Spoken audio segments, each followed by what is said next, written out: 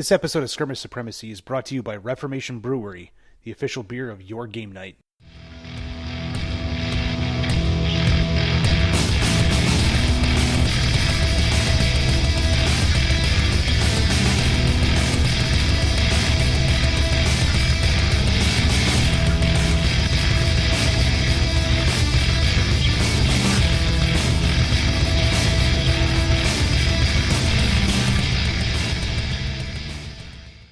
And we'll wait for it, and we'll give it a second.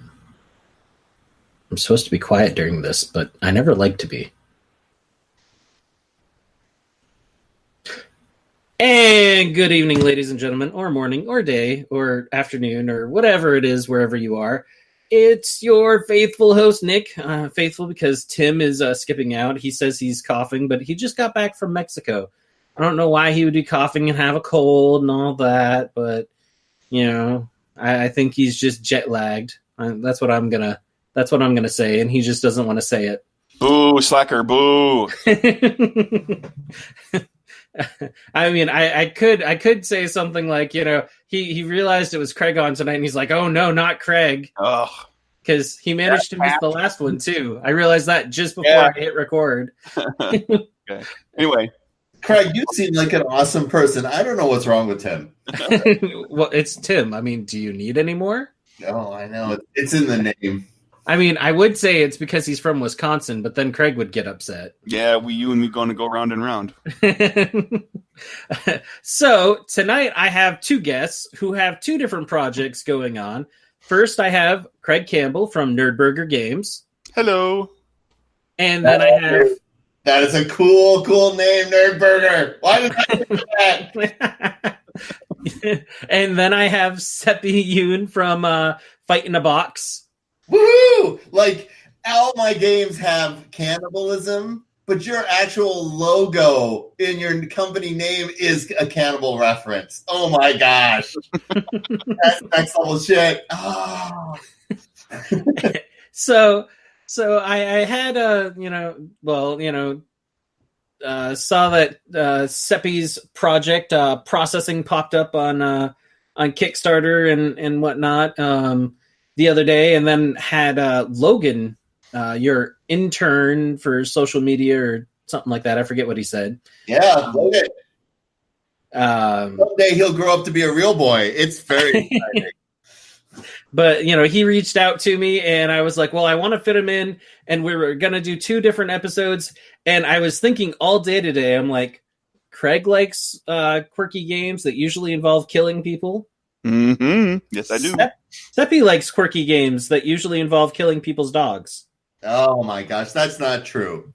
There are so many vegans and other people who have taken their dog to victory, Nick. Dogs die occasionally, but usually it's in service of their families. So I thought, you know, why don't we mash this together? So to start off with, Craig, you have Die Laughing, which really I've only seen, you know, just the vaguest, vague posting that you've done about it, you know, a few details here and there, but not much. So how about you tell us about Die Laughing? Okay. Die Laughing is a tabletop role-playing game.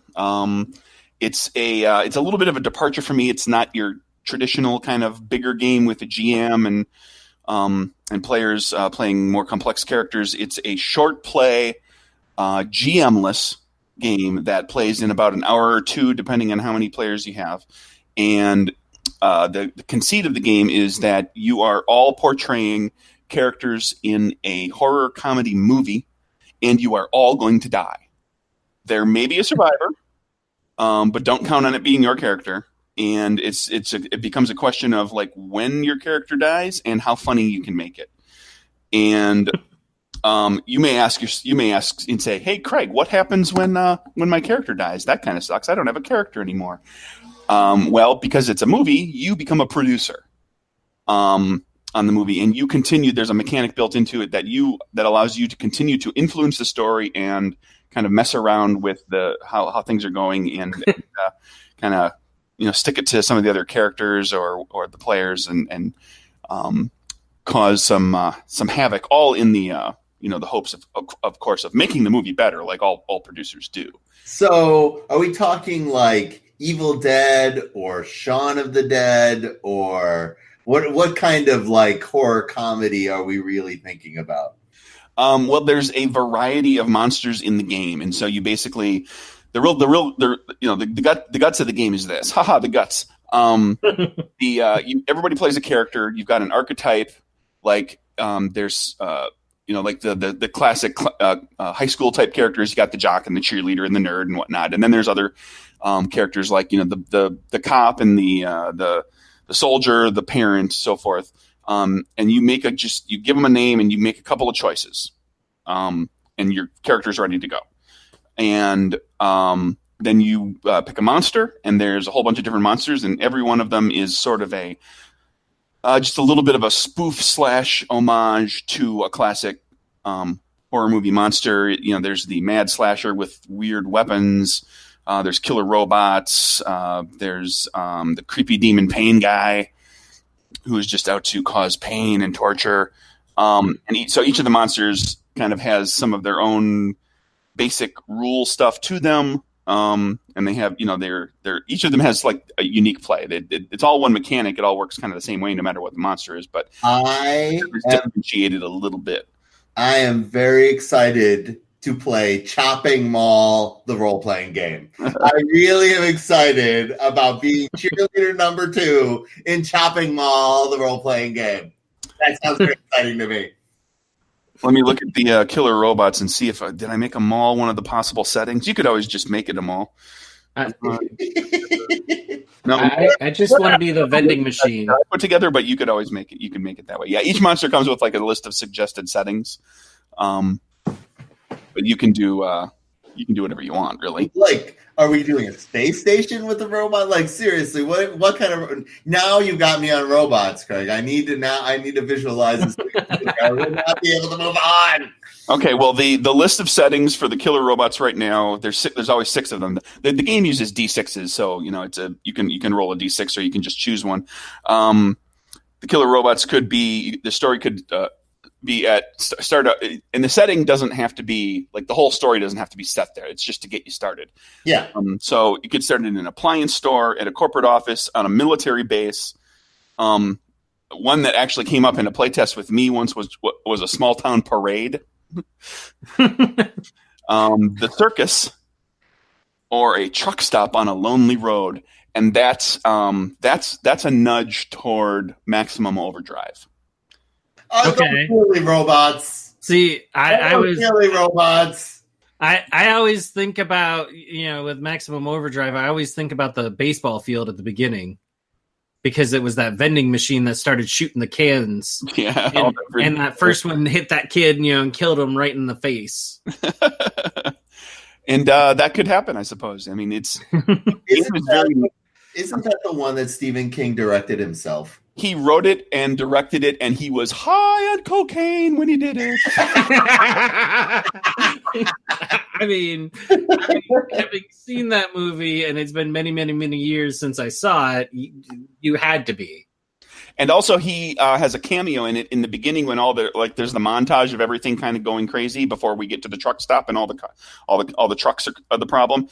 He's the guy. He plays the guy who's at the ATM. And the little message flashes up on the screen that it says something asshole, and he says, "Honey, this machine just called me an asshole." Well, that's a little bit of a trivia that I didn't remember. Yeah. Well. Oh my God, no! I'm a horror movie guy. It's absolutely the case, and yeah, I'm trying to think of other. There are only a couple other movies that I feel like are more fueled by cocaine than that movie. Caddyshack is on that list. Yeah. If you've seen on Netflix, there's a drama-mentary or commentary of the National Lampoon guy and what happened with his life. They really hit on the just total amount of cocaine. I'm sure there's a lot, especially in the 80s. I should have probably asked, like, what is the general audience for your podcast, Nick? Yeah, like, No, it's anyone that listens. Yeah, all right, okay. For the record, that documentary about Doug Kinney, who was one of the writers behind Caddyshack and Animal House, who died young. The documentary is called A Futile and Stupid Gesture, and it's spectacular. I liked it a lot myself. I would recommend it to others. Yeah, I will. I'll have to look that up afterwards. So you were talking about, once your character dies, which Right. you're trying to make it in a fun and comedic way, but once your character dies, you become a producer. Mhm. So at that point, you're controlling or contributing to the story, with the use of the monsters and all that. So I'm guessing, at least after a couple of people die, the game starts to speed up. Well, it keeps, the pace keeps more or less constant throughout. The system is set up. The real basics of the system is you've got 4 traits for your character, and every time as you're playing, you're playing different scenes, and the lead character for the scene rotates around the table, so everybody kind of gets a moment in the spotlight. And there's always a director who is, one of the players kind of helps to set up and guide a given scene, and that's all set up with a random act and scene structure in the game book. And at the end of a given scene, after you've kind of played that scene out, it's all very narrative and improvisational. You have to make a trait check, and based on what your trait check, how you do on your trait check for one of those 4 traits, you will kind of generally succeed or generally fail in the scene. And those trait checks also affect your dice pool. You start with 6d6, and your dice pool will reduce as you go. And that dice pool reduction is a countdown to your character's death. When you run out of dice, your character is gone. Okay. And then you become, you can still be the director when it's called from you. You become a producer so that you get points and some cool stuff you can do as a producer. And then each monster has like a unique thing that also might come into play as something for you to do. And when my experience running the game is when you get like halfway through, like half the characters are dead. Now you've got enough producers that they can really, as a group, start to muck with a scene. And, you might have the remaining players are trying to narrate out and play out the scene. And then like a producer spends a producer point and goes and jumps in and forces you to make a change or to tweak this, or, you have to make the check differently, or you have to describe something differently. And then the next producer does it as well. And then the third producer does it as well. And so it becomes this like chaos of trying to keep up with all the changes that you're being forced to make by the producers. Which if you've ever listened to the horror stories of actually people making a movie, that, with some productions, that can be what it's like when all the producers get their, they give notes to tell you how to make the movie better, even though they are not writers or directors or actors or cinematographers. Right. They're the people with the wallet. Yep. So they get a say. Is there a winner? There can be. Oftentimes there is a survivor, and the game is set up such that, like, if you're down to one person, that person survives. Although once in a while you can kill off the remaining characters all in one scene. And then so there is a quote unquote winner, and the prize for winning is that you're all making a movie, so that person gets to create the title of the movie. They get to name the movie that you just made. That's awesome. How long does a game of this take? Is it over multiple sessions, or is it all in one go, or like how long is each scene? A full game, like it's designed to be like 1 to 2 hours, depending on how many players you have. The more players you have, the longer it takes to kill everybody.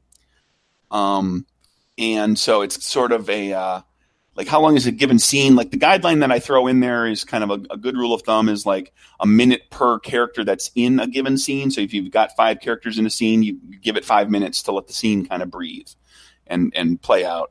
But that's not to say that you can't have a group of players who are really heavy and really love role playing, and that they'll stretch the scenes out, or you can have people that want to kind of shoot through the thing fast, and they want to just kind of have a quick, fun experience, and they might lighten up on the role playing and get to the trait checks and kill characters faster. But I'm able to run, or facilitate, because I'll play as well, like a game with 6 or 7 players in 2 hours, even when none of them has ever played the game before, and that, including describing the rules. Nice. Are you going to be at Gamehole Con? I am not. I am going to be at a Catacon. Oh, where's the Catacon? That's in Dayton, Ohio, the second weekend of November. Oh, okay. That's the only convention I still have on my schedule to go to for the near future. Everything next year is a little up in the air because I did a lot of convention stuff this year with papers earlier in the year, and now with Die Laughing. I can totally understand that. Only reason I mentioned Gamehole is because I'm going, and I would love. This is something I would love to experience. I think that sounds like a hoot. Well, you know what? There's a really, really easy way for you to experience that. You can go to Kickstarter.com and pledge $10 to get a PDF, and you'll get also a discount link to buy the book, to buy a soft cover at cost if you want, and that only costs a few bucks, plus shipping, of course. So it'll be a bit cheaper than what it will be like once it's available for retail. And the great thing about this is the game's done, it's edited, artwork is underway, it is in layout right now. And we're recording before the Kickstarter even begins. So this should turn over pretty quickly. Awesome. This is not going to be like M&A or Capers where we needed 6 months to gather, a whole bunch of artwork and go through layout of a 170-page book. Right. How big is this book? It's currently slated to be 72 pages, 6x9. Okay. That's a good sized book.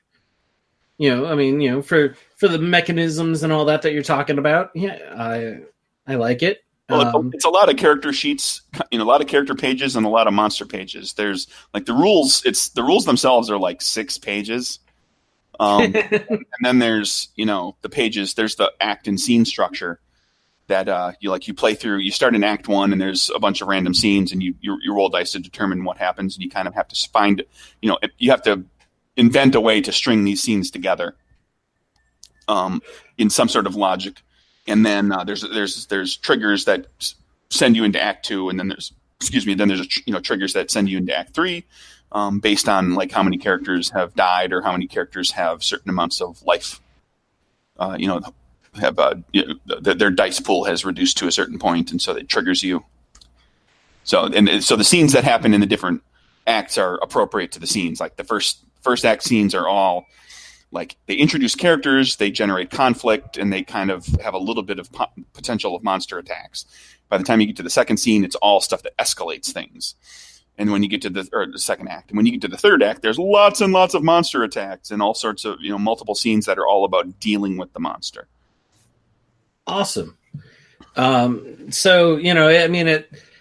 think the really fun part with this is that it also sounds like it's a game that would translate very well.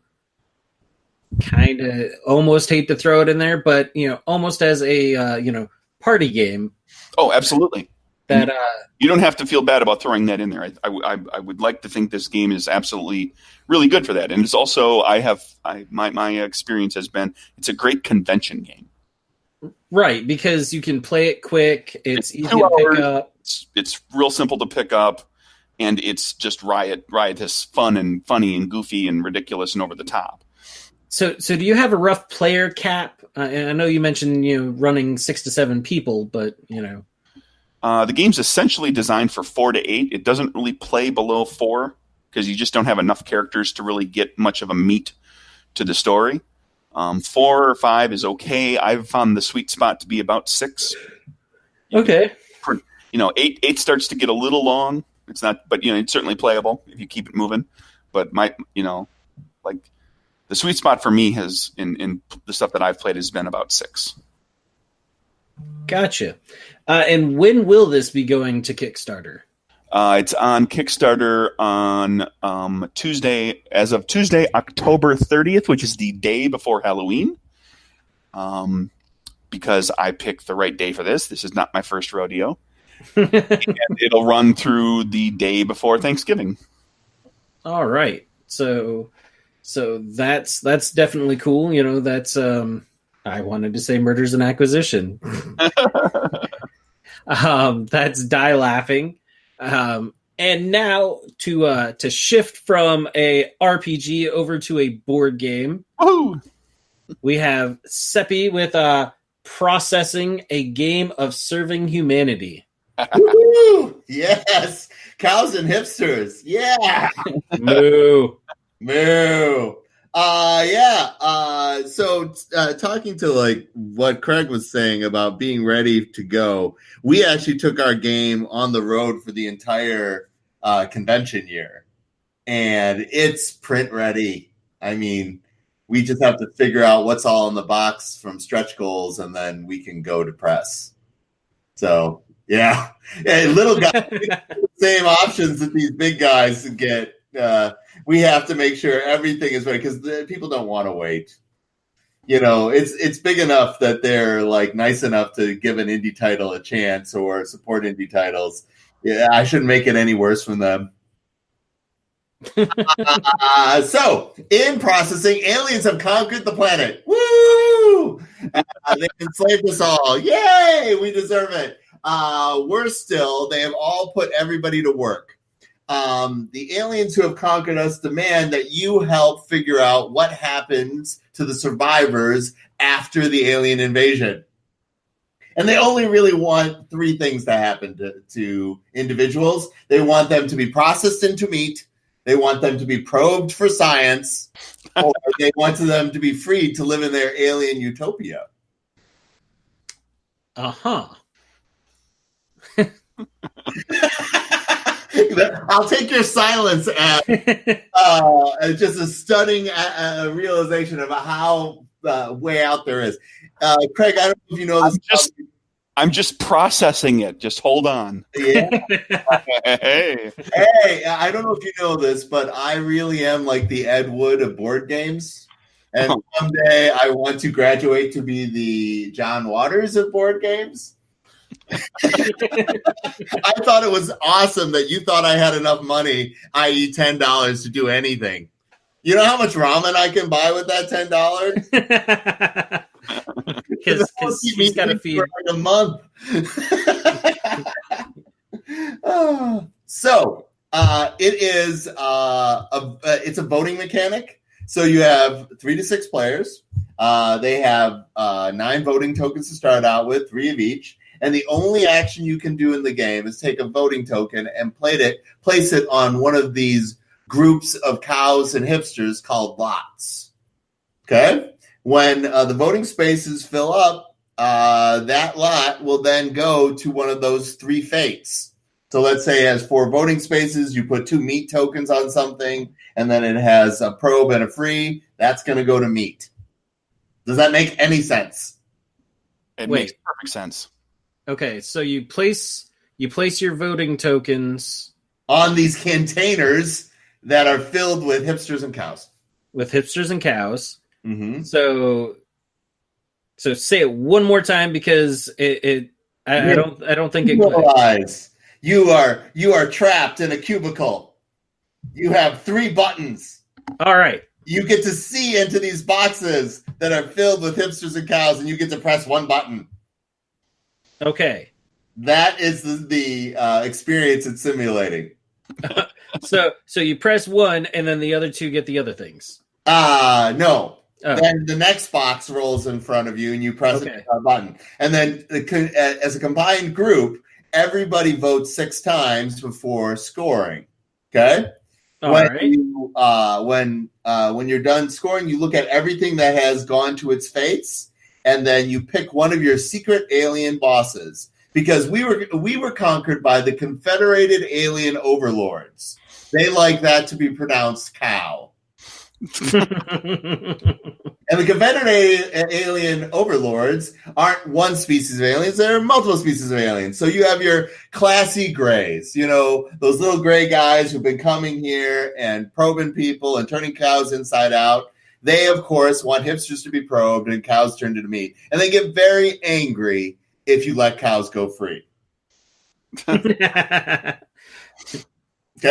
Then you, of course, have your giant vegan robots, the Vegantors. And the Vegantors want everybody to be freed and nothing turned into meat. Okay? And then, of course, you have David Bowie's people, the Fabuluxians. Nick, what do you think the Fabuluxians want? I want to see if you've been paying attention. Let's see. They want all the hipsters probed. Oh, very good, Nick. For science. It's for science. And you want the cows to go free because they're all vegetarians. And then they get very mad when cows get turned into meat. So there you go.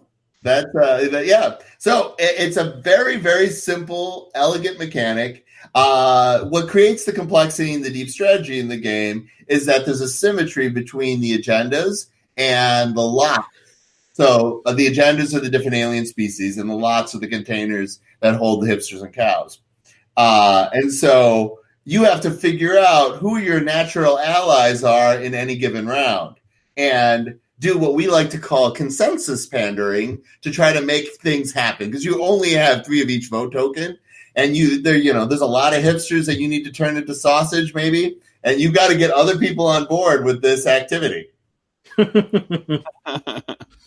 So it's a little social deduction,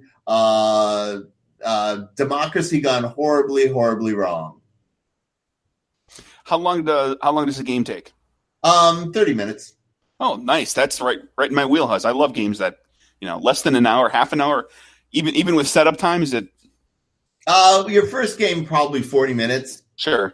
The intro game teaches you just sort of the base mechanic, and then it takes 20 seconds to learn the full rules of the game after you play the base game once, or the intro game once. Okay. So the full rules have agenda drafting, which basically means you keep one, you pass one to your left and right, so you know who your allies are in any given round, or at least something about them. It gives you a UFO token to double your vote, so that it changes up the voting order just a little bit. And the last thing is passive-aggressive points. In the game, there is something called mad cow points. The cows get very angry when you do certain things, like the Vegantors. If anything gets turned into meat, they get very angry. So, since the human spirit can never die, if you're playing the full game, the passive-aggressive points means the player who does not have the most mad cow points will get to count them as victory points at the end of the game. Okay, if you have the most in all versions of the game, you automatically are sent to processing before any final point tallies. So you get to go become meat. Right. So Nick kept on referencing my previous title, which was called End of the Line, which is post-apocalyptic survival. And in End of the Line, Craig, just like in your Die Laughing, you can create situations where everybody dies. Okay. Yeah, it's that kind of game. Yep, had it happen. It happens. It happens 30% of the time, and if you play one of the variants that everybody does, the Vengeful Dead variant, then it usually happens 40 to 50% of the time. Yeah.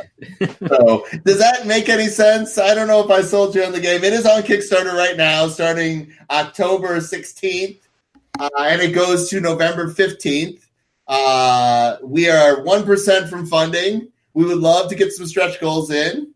You can also see us all over the Twin Cities where we're going to be. But we also are going to War Machine Weekend in St. Louis. If you guys know Carl Morgan, this is his last War Machine Weekend. He's either stepping down or I'm not sure if they're going to end them. I'm not sure, but I love War Machine Weekend and those people. And then Gamehole Con. Yeah. So we'll be at both those places. Nice. Didn't know that about War Machine Weekend. That's interesting. But yeah, actually, so talking about some of your games, Seppy, I was really happy to see in a local game shop here in Atlanta, Squirrel or Die. Squirrel or Die! And I saw it, and I happened to be walking by and saw Squirrel or Die, and I went, wait a minute, I'm pretty sure that's a Fight in the Box title, and I picked it up and looked, and it was. And oh my god, really? Yeah. I'm shocked. That is amazing.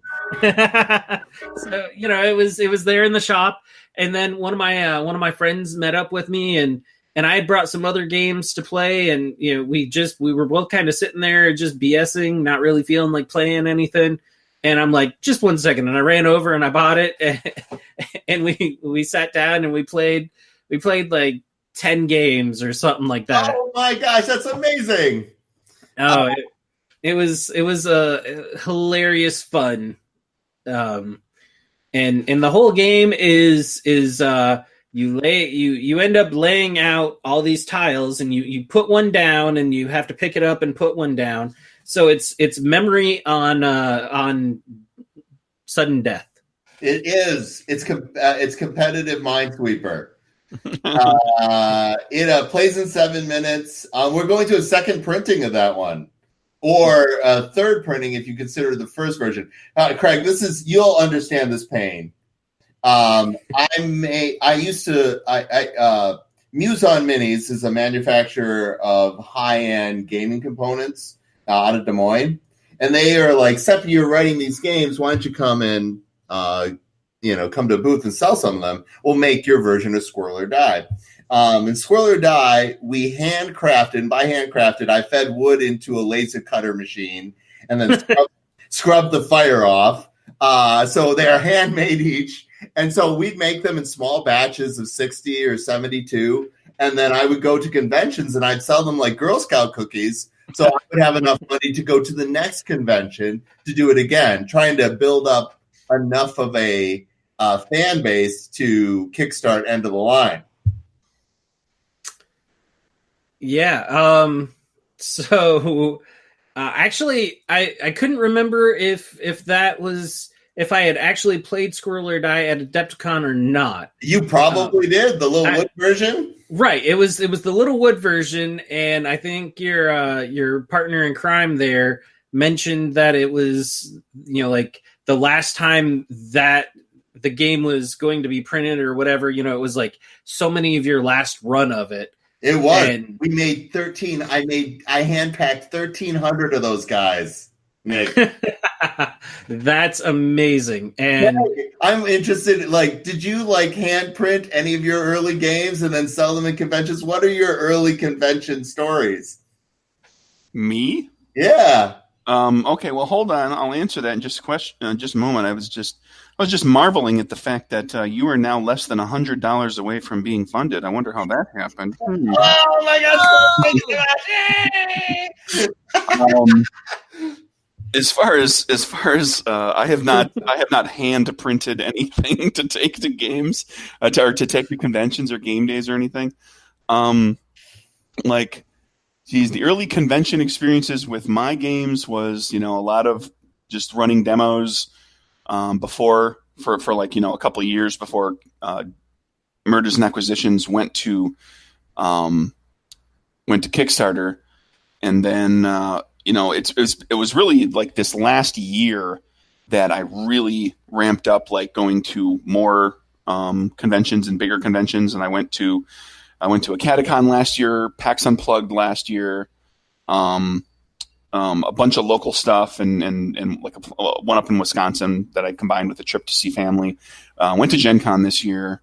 Was out in Atlantic City a couple weeks ago for a convention. Which makes the perfect sense. Yeah, because I made a game about Prohibition gangsters with superpowers, so I thought I should go to Atlantic City and play that. I've got I'm going to a Catacon this year, and then I know I'm going to Gen Con next year. Beyond that, I don't know. I mean, a few local things because they're cheap. Makes it easier to just be able to stay at home.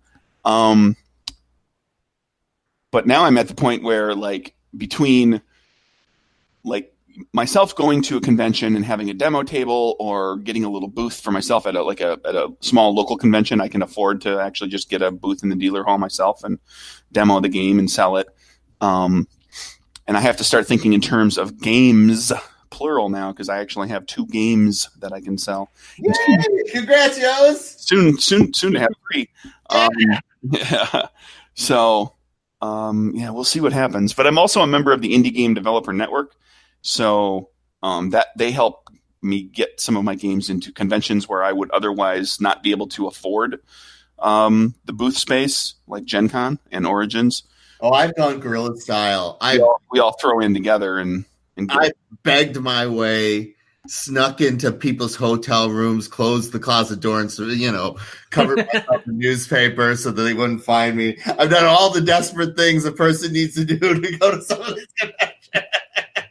Yeah, I don't have any of those stories, my man. I'm sorry. I tend to, drive or fly, and I stay at a hotel room with other people who are going to the convention, and I pay for my booth. And luxury!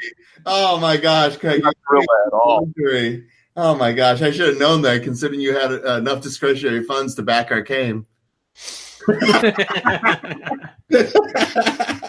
But Adepticon, Nick. That's when we ran into each other. Yeah. Processing's our 3rd title. We're pretty excited about it. It plays super righteous fun. Our reviews are really good. So if you get a chance to check those out, Tantrum House loved it. Undead Vikings super duper loved it. Unfiltered Gamer liked it. Forensic Gameology, they liked it. Yeah, there's a lot of good. Yeah, so we're excited about it. But, we're a small company. And in the most competitive Kickstarter time of ever. Yes, and we were talking about this before the show kicked off because, there's just been so many Kickstarters that have popped up.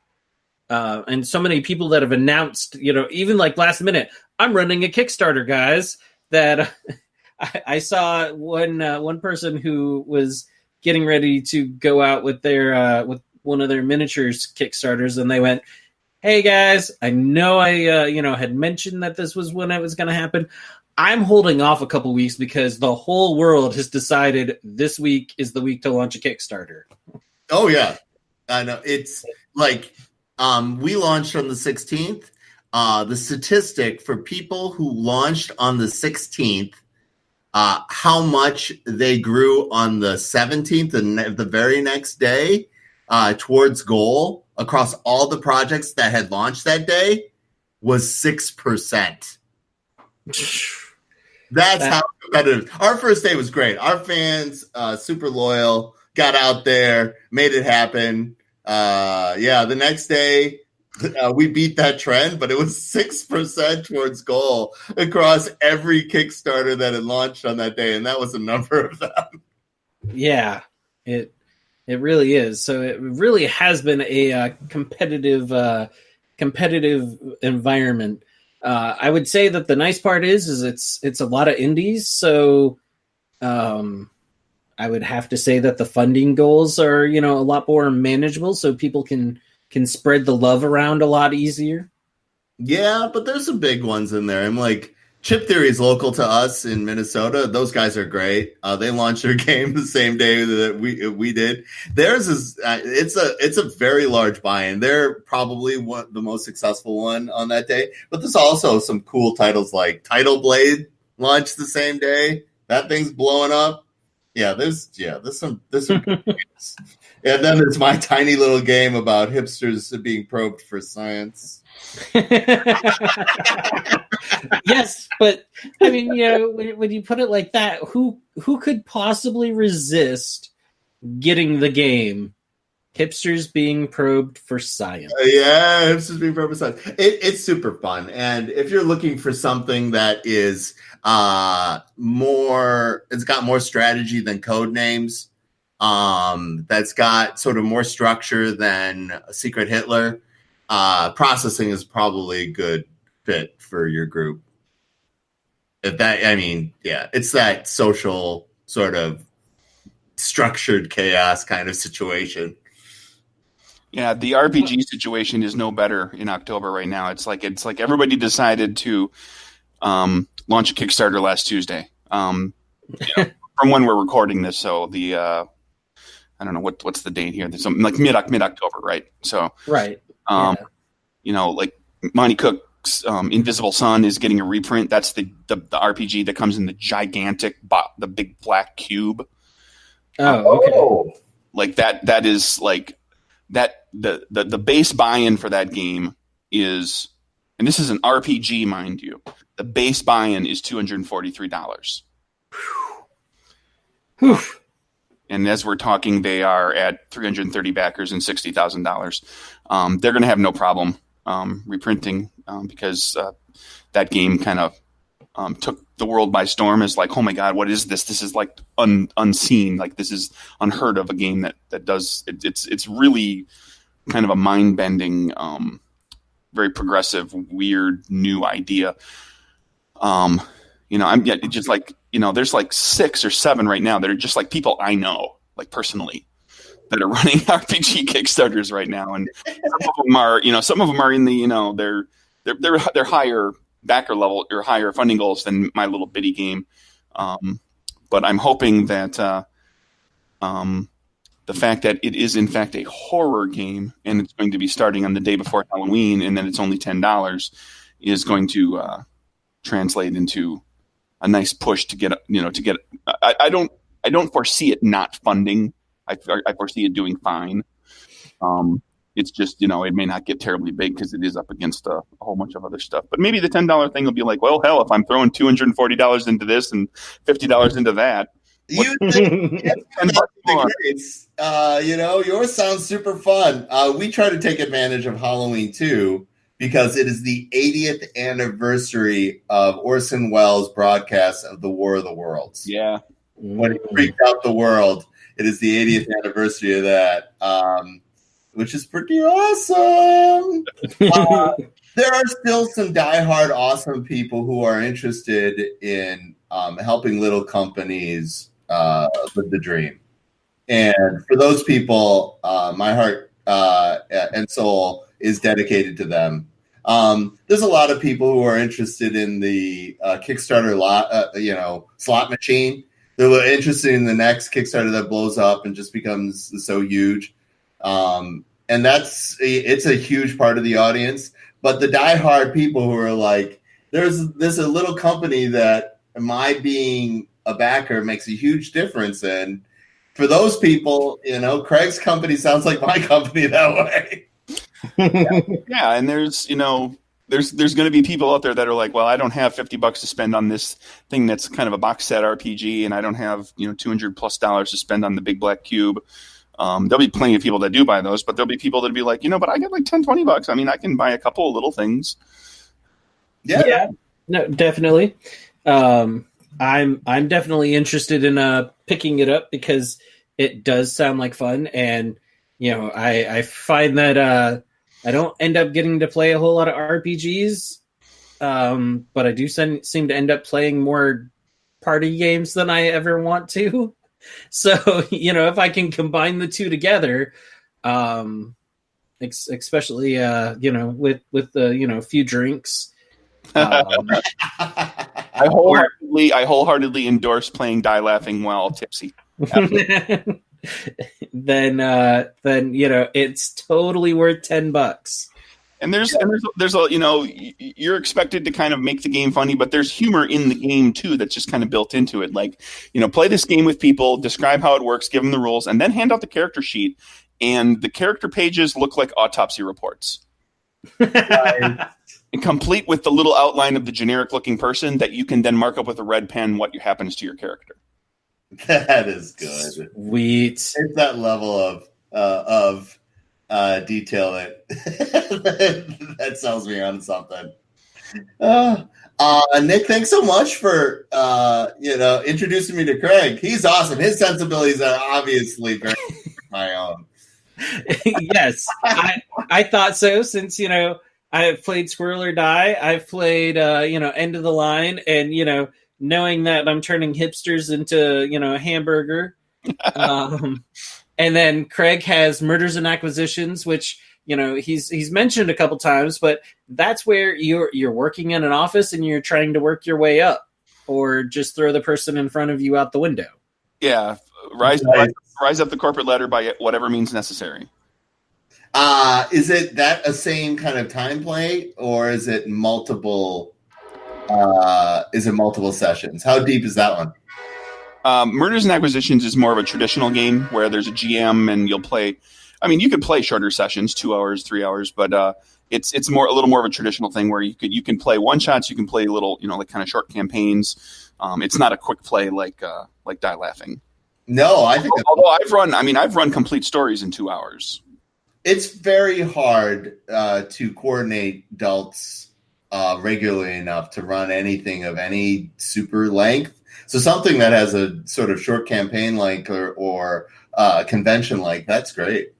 Yeah, and that's kind of what I've been going for, is that I don't expect I'll ever make a game that's super big and robust for rules, or something that you're going to play that's like built to play for a year and a half of weekly play.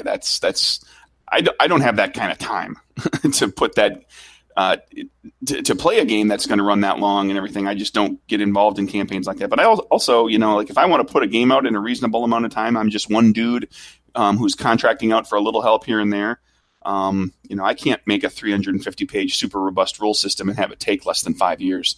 Yeah, that's not going to happen. So like something that I can put I can spend some time developing it, getting it to a point that it's ready to play test, and then I put it through playtest paces for maybe a year, and then I it's fine tuned and get it under control and start thinking Kickstarter.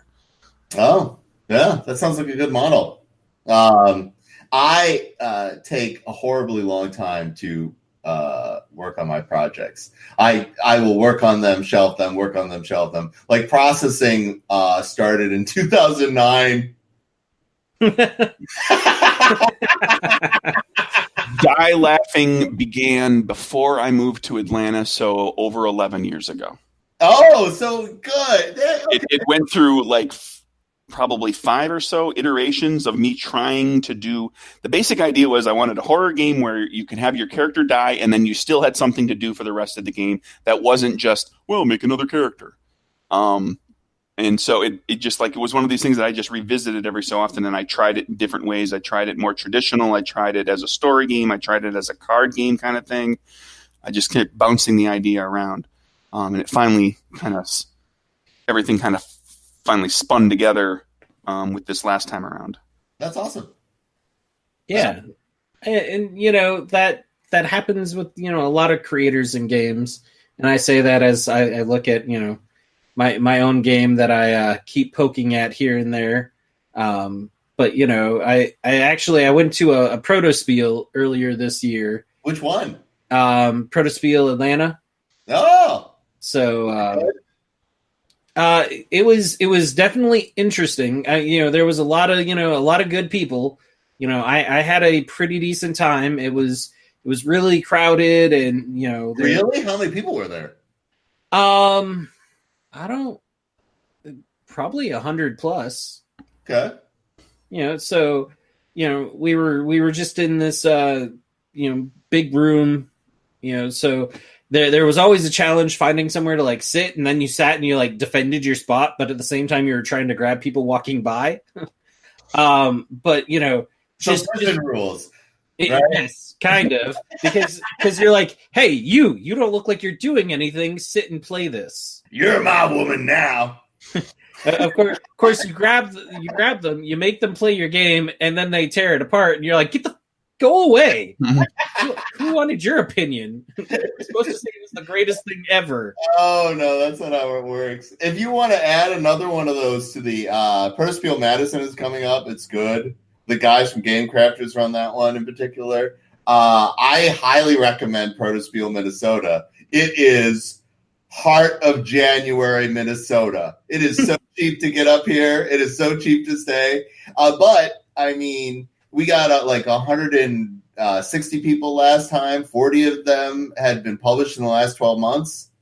So FFG's up here. Hasbro sent somebody. Z-Man's up here because FFG's up here. Leader Games, they show up. Chip Theory, Adam's Apple, Us, Atlas, Great Northern, Prolific. Yeah, there's a lot of us up here. I would highly recommend people coming up to Protospiel, Minnesota. It's great. Yeah, except for you mentioned January, Minnesota. White Walkers, they're a thing.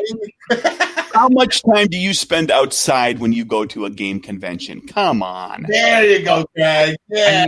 Suck it up for the ride from the airport to the hotel, and you're good to go. Like, seriously, the hotel is like 2 minutes from the airport.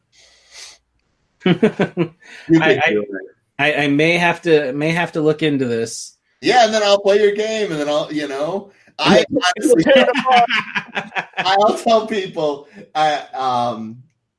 if they didn't make me cry during playtesting, that's because they weren't paying attention.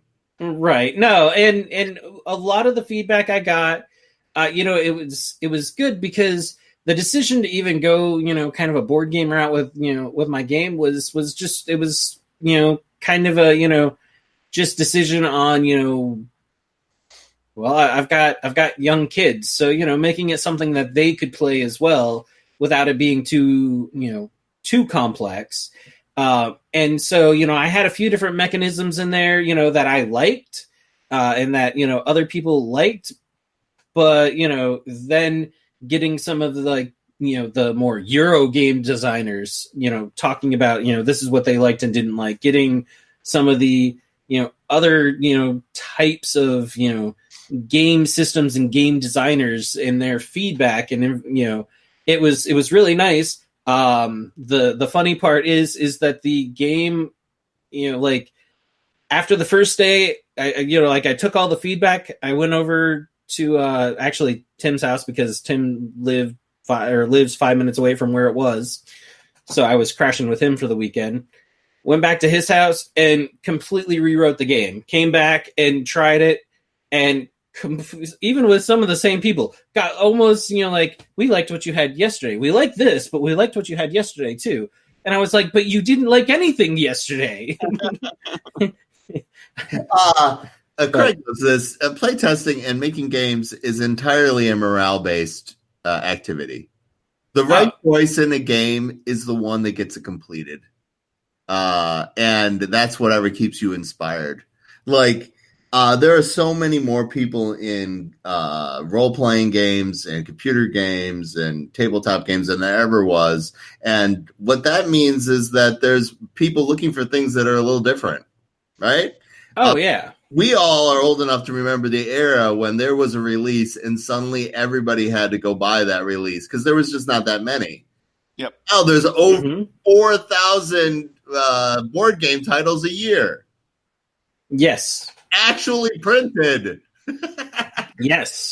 And there's some of them, there's titles that are coming from companies and they have 1, 2, 3, 4 a month. Yeah. That are just getting tossed out there. The market is just insane with games, and some of them you won't ever see anywhere but Amazon. Yeah, there's that. I mean, figuring out what your business model is really hard. It could be a direct-to-consumer model like your Kingdom Death Monster or your Chip Theory. You're like, hey, we're never going to go to any kind of store. We understand that. And we're never going on to Amazon because that's, a race for the bottom, right? And then there's other people who go, we're just going to embrace what's there. Like your Azul, your Reef. We can put such amazing components in this box for super cheap because we're going to run 50,000 of them because we're really confident that this game is bananas good. And both those games, if you like that kind of shenanigans, are really good. Gizmo is really good too. Yeah. So, yeah. Oh yeah, and no, there are tons of great games on the market. You both have some of them, so like I said, I've had fun with Squirrel or Die. Capers, even though I don't have it yet because apparently I didn't back it on Kickstarter like I thought I did. Oh, shit. I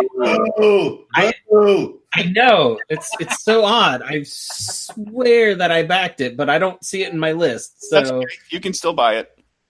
Yes, that is true. I can go buy it. Probably right after this podcast because Craig will be staring at me until I do it.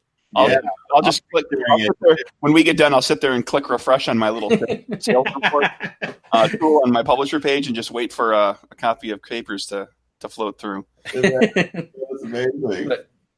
But Nick, if you get a chance, please shoot me Craig's email. I would love to figure out if he's at a place and I'm at a place. I'd love to play in one of his games. I think that would be a super hoot. Definitely, and I mean, if nothing else, I can bring my copy of Murders and Acquisitions, or if I have Die Laughing by that point in time, to Adepticon. Because you're going to be there, aren't you? Absolutely, I am.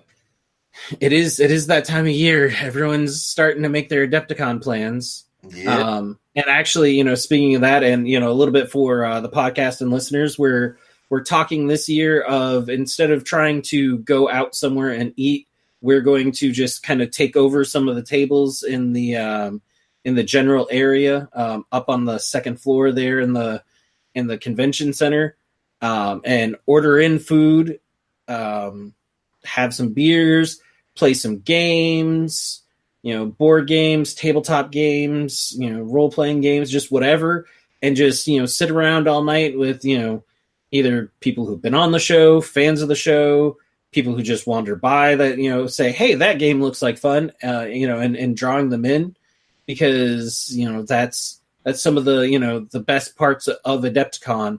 And, last year we spent so much time just trying to get food that by the time we got back, we were like, we don't want to do anything but go to bed. Yeah. Did you try any of those little strip malls that are right by the convention center? There's a hole-in-the-wall Mexican place that was really good, and there's a pho place that's right there. If you're not looking for the big Chicago production, but you're instead of ethnic small hole-in-the-wall places, there are actually a couple tucked away right near the convention center. Interesting. I haven't tried those places. There was two places. We did one big kind of Skirmish Supremacy dinner at 52 Seasons last year. Yeah, or this I guess this year. That's a production. Yeah, it was really good, but I ended up having way more people than confirmed, and so it was taking them forever. The food was really good, and actually I still have people talking about it, so that was a win. And then the only other meal that I remember really eating anywhere was we went to Kuma's, which is a burger place. Yeah. And it had a massive line of people. We had to wait forever. But the cool part is that they had they have monthly specials, and the monthly special was good, but they also had an Adepticon special, and that burger was just insanely delicious. So, that was kind of, worth the wait.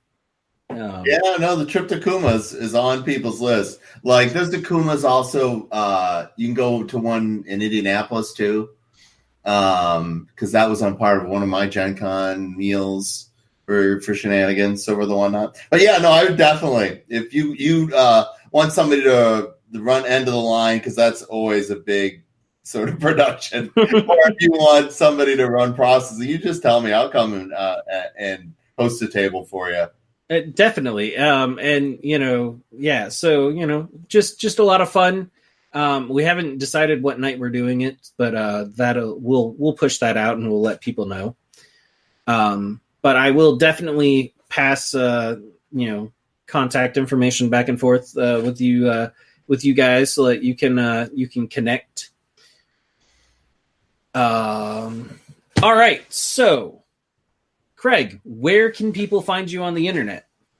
Oh, you can find me. I am at NerdBurger Craig on Twitter. You can go to nerdburgergames.com where I talk about all the game stuff that's going on. I'm fairly transparent. I blog quite a bit about actual design process and talk about put samples of work up there and kind of let people see how things are progressing. You can go to, and here's the train, everybody, just as I'm ready to pitch myself. You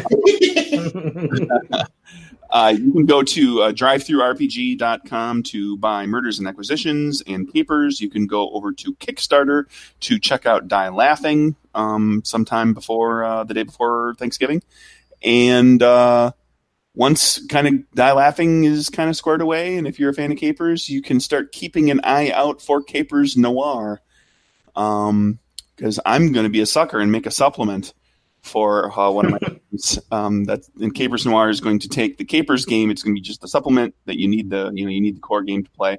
That'll take the story of the game from the 1920s and Prohibition to the 1940s and crime noir stories. Sweet. Yeah. If that's your jam. It's my jam. That definitely is.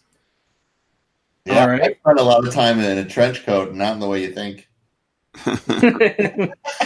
Smoking a cigarette in the rain, that right? Just smoking a cigarette in the rain. That's right. All right. And where can we direct the police to, Seppy?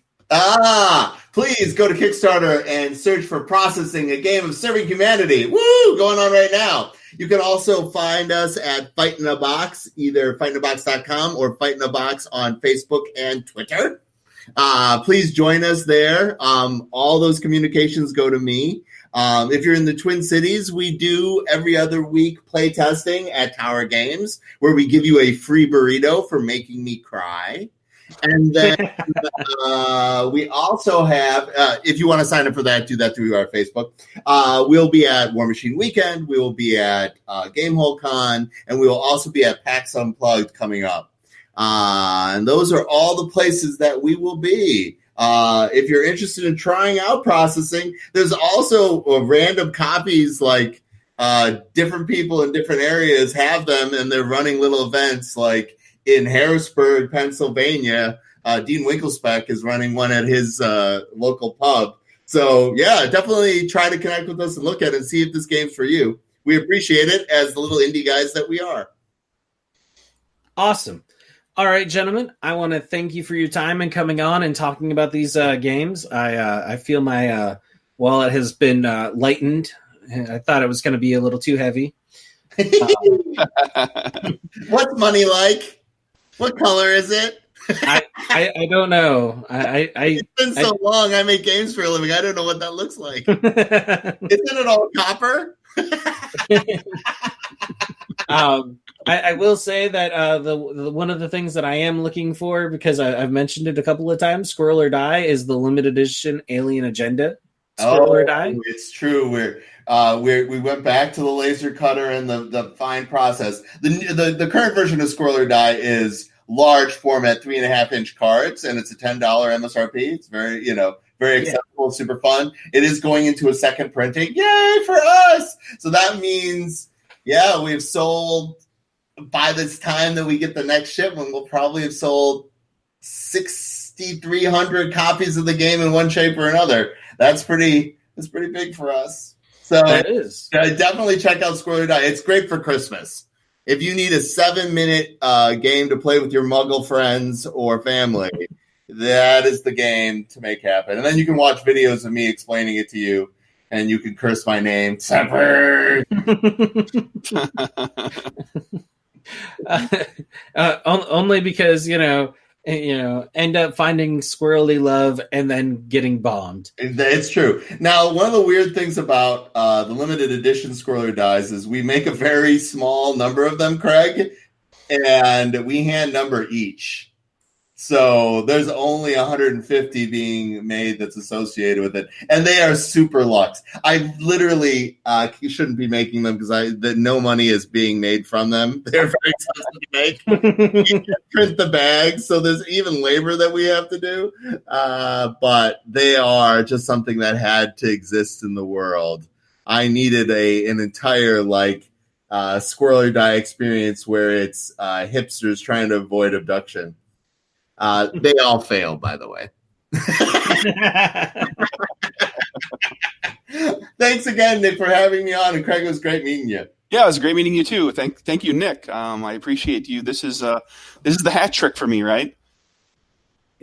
Yes. 3 times on the show. Yes, it is. Yes, it is. And Seppy, this is your second? Second. I win. Yeah, hey. Craig is the winner.